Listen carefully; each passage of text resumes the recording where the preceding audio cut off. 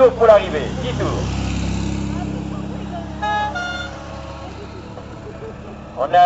On va déclencher le chrono. Il est certain que Erwan Marceau, qui avait terminé deuxième au Trophée des Jeunes en Normandie au mois d'avril dernier. On a déclenché le chrono. L'écart était annoncé sur Radio Tour il y a quelques instants de 35 secondes. Pour l'instant, on a déclenché le vainqueur de deux épreuves, notamment Lambaudan et Moustouarak, est en train de se positionner maintenant à l'avant du peloton du leader. Allez Thomas, allez Simon. 45 km avant de connaître le vainqueur de l'étape, mais aussi le vainqueur du classement général. 25 et 15, 25 € premier, 15 € deuxième entre Marceau et Le Gall. Prochain tour, dernier animateur, messieurs. Prochain tour, dernier animateur. 25 et 15. 25 secondes d'avance pour Le Gall et Marceau. Messieurs, 6 tours. Temps du tour, 6 minutes et 45 secondes. Un enjeu incroyable. Et que, en troisième position, il est en train d'éviter le retour des acteurs, mais on peut penser que pour Adrien Diot, ça semble très compliqué maintenant. Une belle réaction ici, puisqu'avec un retard de 20 secondes, ça bouge beaucoup en cette fin de course, puisque le coureur de la Loire-Atlantique, Bourgougnon, qui avait terminé troisième l'an dernier à l'Oudéac sur la Nocturne, est en train de faire écrémage en tête.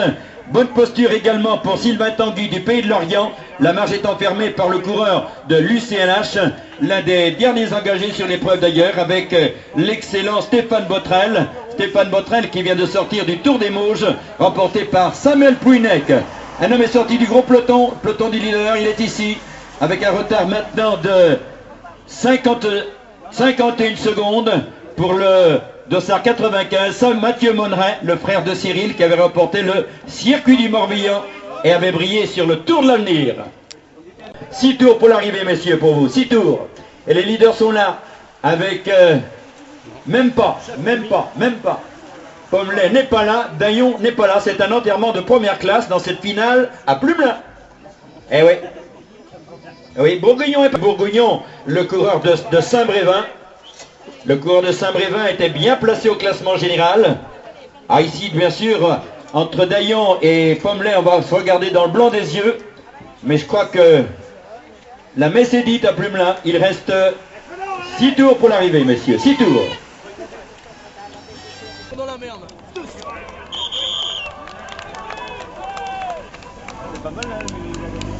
10 € sur la ligne, le Ligérien prend donc la toute dernière prime, 2 tours, écart 31 secondes, alors que le coureur valdivien est bien placé. Il s'agit un petit peu du coureur Clément Gure, me semble-t-il, qui est là, un petit peu plus loin. Un autre loudéacien qui était bien placé au général avec Nivinou, le coureur de Scar. Messieurs, 2 tours pour l'arrivée, 2 tours. Dans la merde.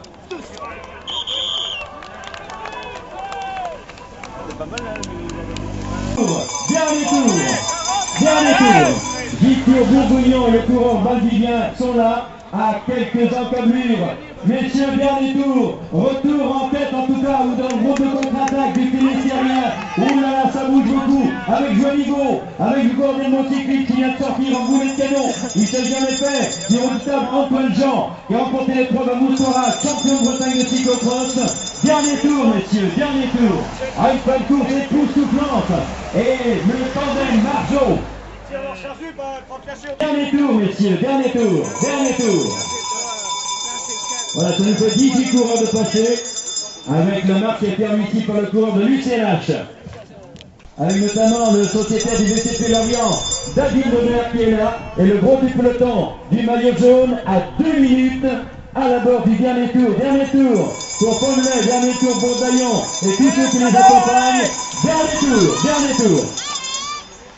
Suffisamment d'énergie pour battre Erwan Marceau, en tout cas finale explosif avec nos deux costamoricains. Et c'est parti, coude à coude entre Le Gall et Marceau qui résiste, un final terrible, toujours coude à coude, Marceau, Le Gall qui revient, il y aura photo, superbe, wow,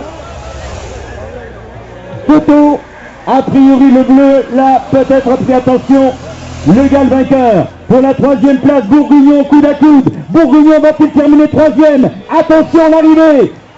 Oui, Le coureur de la leucémie espoir vient de le coiffer. Et je crois qu'au travers de ce classement, ça sera important pour le général. Loïc Desbelloirs devant effectivement Bourgougnon qui vient de prendre 30 points.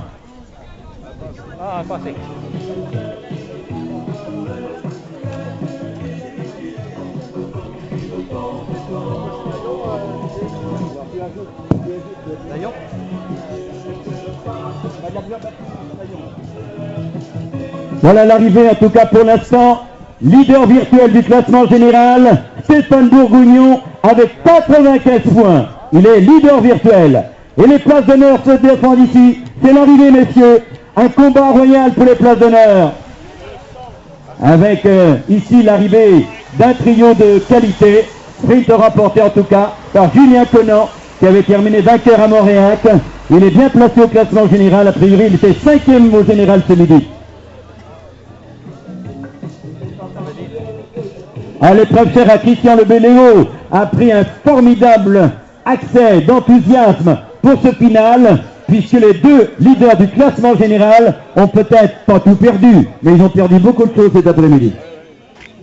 L'arrivée pour une place d'honneur dans le top 20. Là, on est dans le top 20 avec des concurrents venant des Côtes d'Armor, mais également du Finistère. Pour une place dans le top 20. L'arrivée ici en tout cas du sociétaire qui a été brillant sur l'ensemble de la course, Sébastien Lemoyne, l'ex-Lorientais, ancien vainqueur de Rennes Liberté et Rennes Rue de Verne. Ah, voilà Daillon qui est sorti pour une place dans le top 25.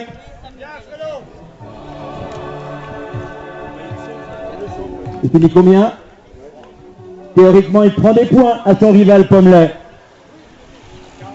Sprint du peloton, remporté ici par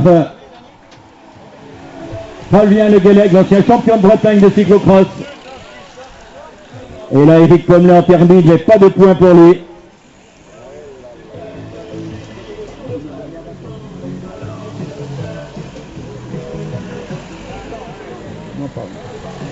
Voilà, compte tenu du classement de Frédéric Daillon, théoriquement, il doit conserver son paletot, mais ça va être juste, il faudra la calculette.